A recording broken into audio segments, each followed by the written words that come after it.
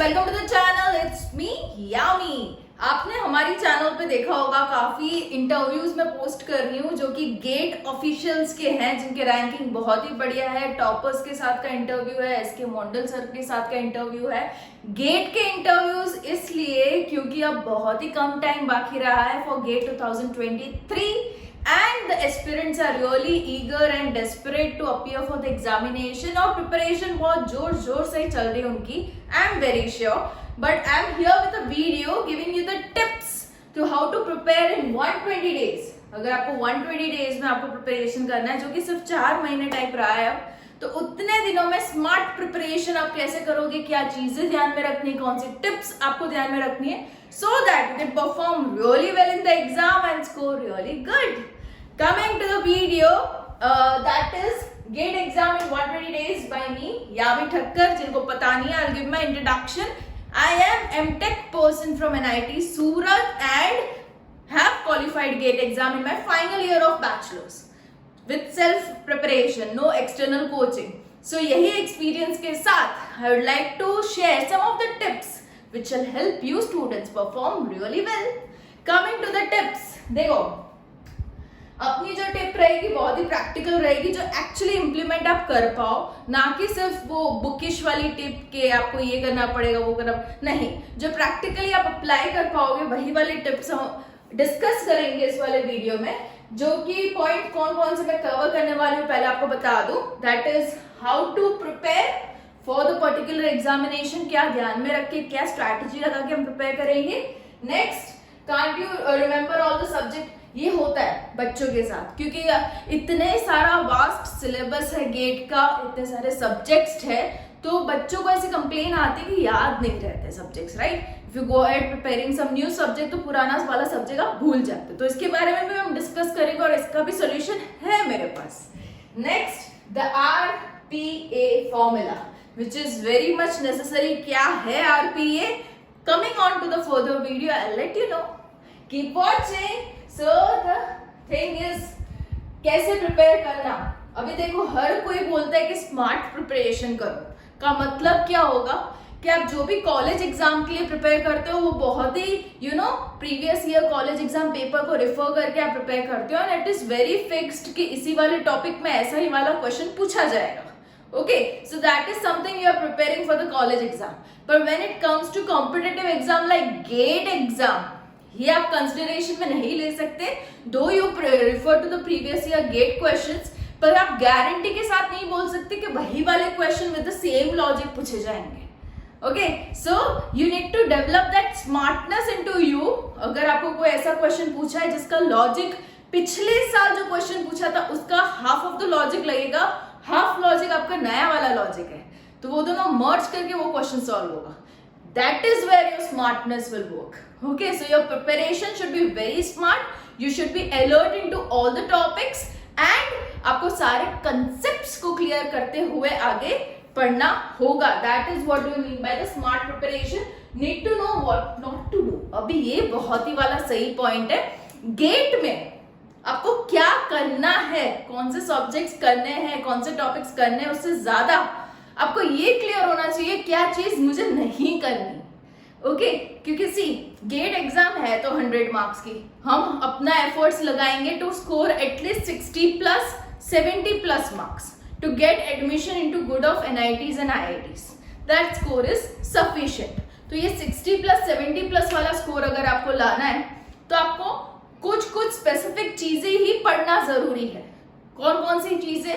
तो पहले तो आपका इंजीनियरिंग मैथमेटिक्स आ जाएगा जो कि 13 से 15 मार्क का रहता है, और एप्टीट्यूड आ जाएगा वो भी 15 मार्क का रहता है। Okay, those two are having the highest weightage.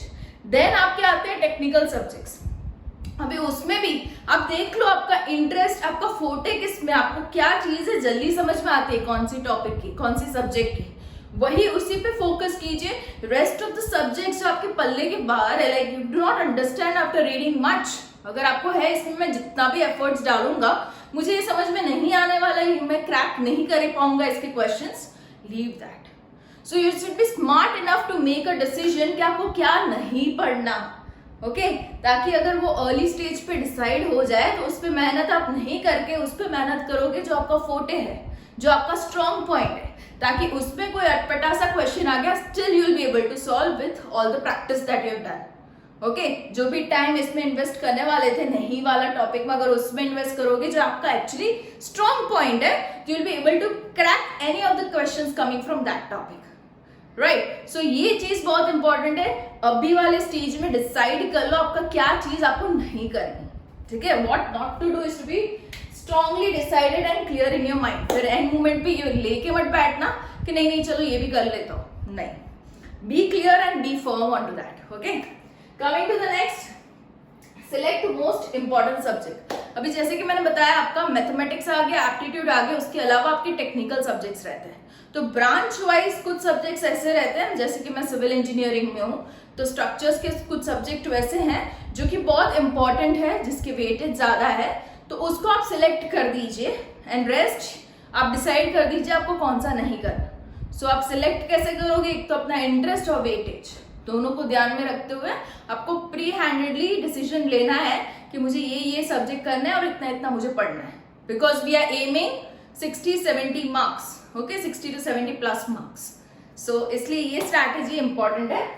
Okay, so ये एग्जाम्पल पे मैंने यहाँ पे दिया है आपको 13 से 15 मार्क्स आपका मैथमेटिक्स, और ये एप्टीट्यूड आपको 15 मार्क का, और ब्रांच वाइज सब्जेक्ट में आपके जो भी इंपॉर्टेंट है, सिविल में हो, मैकेनिकल में हो, इलेक्ट्रिकल में हो, आप जिस किसी भी ब्रांच में हो आपका इंपॉर्टेंट सब्जेक्ट आप देख लीजिए, उसके अकॉर्डिंग यू कैन सिलेक्ट कि हाँ मुझे वेटेज वाइज कौन सा सब्जेक्ट पढ़ना जरूरी है, ठीक है। तो this is one of the point. Then coming to the next, जैसे कि मैंने बताया था RPA formula, which is like you can say a mantra to actually crack such exams. Okay, इसमें तीन जो लेटर्स है वो बहुत ही सिग्निफिकेंट है। It represent something which you can't miss in the preparation, that is what R stands for reading. आपको constant read करते रहना है, जो भी अगर आप सब्जेक्ट लेके बैठे हो, न्यूमेरिकल टाइप सब्जेक्ट है, थोड़ा बहुत थियोरिटिकल है, but you need to go through, brush up, you need to read as many times as possible so as to clear all the concepts. आप पढ़ोगे तभी आपके concepts clear होंगे, okay, so that is the first thing. The reading has to be done on the regular basis, that is R. The P is the practice. अभी practice makes the men perfect, equally women. Okay, सारे बंदों को बंदियों को perfect बनाता है practice, and practice is a key mantra to all the competitive examination, specially GATE, क्योंकि GATE exam में चीज क्या होती है कि वैरायटी ऑफ क्वेश्चंस आता है। ओके, तो हर एक क्वेश्चन का जो अलग अलग लॉजिक है वो क्लिक होना is only possible with the practice that you do. आप पढ़ोगे, रेगुलर बेसिस पे पढ़ोगे, पर अगर आप सम्स भी पढ़ते ही जाओगे, न्यूमेरिकल्स को ही पढ़ते जाओगे, प्रैक्टिस नहीं करोगे, सिर्फ देखते जाओगे, तो भी नहीं चलेगा। You need to read on to the question, start solving, start practising. This will develop all your logical practice, logical mind. Also will increase your accuracy and speed of solving. GATE exam रहती है सिर्फ 3 घंटे की. काफी बच्चों को complain आती है अबाउट टाइम कंस्ट्रेंट, टाइम कम पड़ गया एग्जाम में, बहुतों को कंप्लेन आती है. भले ही सुन के लगता है कि 3 बड़े घंटे देते हैं ये लोग 100 मार्क एग्जाम के लिए, which is so much of time, but when you sit into the exam hall ये 3 घंटे यूं निकल जाते हैं. Right, you get into some other world of your own, जहाँ पे आप क्वेश्चन आती है जैसे ही सॉल्व करने जाते हो तो हर एक क्वेश्चन का अलग अलग लॉजिक, तो you get into some other world only, और 3 घंटे यूं निकल जाते हैं. Okay, so you need to have time वाला प्रैक्टिस ऑल्सो. कब आएगा? प्रैक्टिस के साथ आएगा. So P stands for practice. Coming to A, ये दोनों हो जाने के बाद what you need to mainly do is the analysis. Analysis is only you who can do for your own self. Okay, खुद का एनालिसिस आप खुद ही कर पाओगे. आप कहाँ पे वीक हो, आपका स्ट्रॉन्ग पॉइंट कौन सा है, दोनों चीजें का एनालिसिस. मतलब क्या, किस चीज में मुझे प्रैक्टिस ज्यादा जरूरत है, किस चीज में मुझे रीडिंग की ज्यादा जरूरत है. ओके, सो ये सारी चीजें आपको खुद से डिसाइड करनी है with the analysis that you do. Okay, so after practice you need to search out the weak topics. तो आप उस वीक टॉपिक्स में जैसे और प्रैक्टिस करते जाओगे, you will give your mock exam, practice exams, तो उसमें यू विल रियलाइज कि हाँ you have gone on to improvisation side. So खुद का ग्राफ आप खुद ही पढ़ोगे. Okay, that is possible when you do your own analysis. Got it? So this is a very maha mantra, that is RPA formula that will help you guys crack the GATE exam awesomely. Okay, coming to the next point, और भी points है, बहुत अच्छे points हैं. Yes, most important that 90% students are weak in this. Revision. Revision is something you need to do it and at the daily basis. ऐसा नहीं कि एक दिन छोड़ के एक दिन, नहीं, on the daily basis. इसके कुछ एग्जाम्पल्स मैं आपको दूंगी. आपको कभी भी अपने मम्मी पापा का फोन नंबर आप भूल गए हो ऐसा महसूस हुआ है कभी?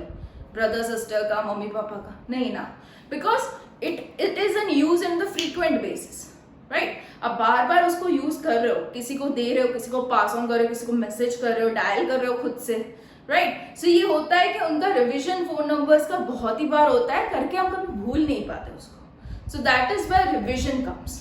Okay, a revision is something that makes that thing fixed in your mind permanently. Okay, so ये चीज आपको सेम अप्लाई करनी into your readings also. मान लीजिए अभी जो 4 महीने बाकी है गेट एग्जाम के, आप रोज का 10 आवर्स पढ़ते हो. If I assume, give you an example, बंदा जो है एक स्टूडेंट है, रोज के 10 घंटे प्रिपरेशन को देता है, तो devote your 30% of your preparation time, 30%. That is 3 hours a day into the revision. अभी रिविजन किसका करोगे? तो जो RPA में आपने ए जो एनालिसिस किया ना, एनालिसिस में जो वीक पॉइंट आपके आइडेंटिफाई हुए, उस वीक पॉइंट पे स्टार्ट रिवाइजिंग. देखो एक और एग्जांपल मैं आपको देती हूँ.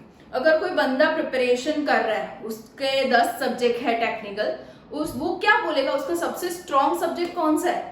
तो जनरल आंसर क्या निकलेगा? उसने जो लेटेस्ट प्रिपेयर किया होगा ना, जो कल के दिन में उसका कंप्लीट हुआ है, वो वाला सब्जेक्ट उसका सबसे स्ट्रांग होगा. वही बोलेगा कि मेरा कल ही ये स्ट्रक्चर वाला सब्जेक्ट कंप्लीट हुआ तो वो मेरा स्ट्रांग है, उसको कोई भी क्वेश्चन पूछे मुझे आ जाएगा, क्योंकि रिसेंटली उसने पढ़ा है. ओके, सो उसमें रिविजन की उसको जरूरत नहीं. आगे के सब्जेक्ट उससे स्ट्रांग होंगे, उसको कॉन्फिडेंट नहीं होगा, राइट? क्योंकि रिविजन नहीं है. So revision is something to be made on regular basis. Every day devote at least 30% time of your total preparation time for revision. Revision of all the weak spot identified by you, analyzed by you. Okay, तभी जाके सारे subject overall will go strong for you. अब किसी भी question में, किसी भी subject में कोई भी क्वेश्चन पूछा, I'll be able to answer. ये वाला कॉन्फिडेंस आपका दिखना चाहिए दिसंबर-जनवरी मंथ में. ओके, कब आएगा? सही से एनालिसिस करोगे, सही से रिवीजन करोगे, तभी आएगा, right?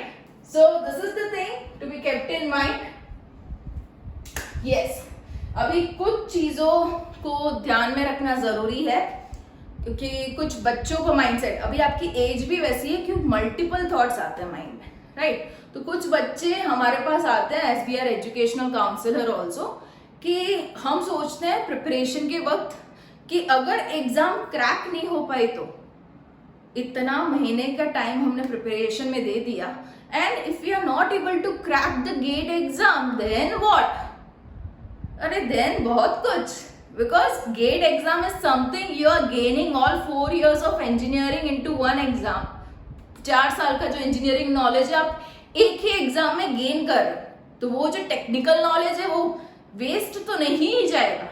It will be used into multiple areas. Like अगर मैं आपको एग्जाम्पल दूं तो आपके कैंपस में इंटरव्यूज आएंगे, कंपनीज आपको रिक्रूट करना आएगी.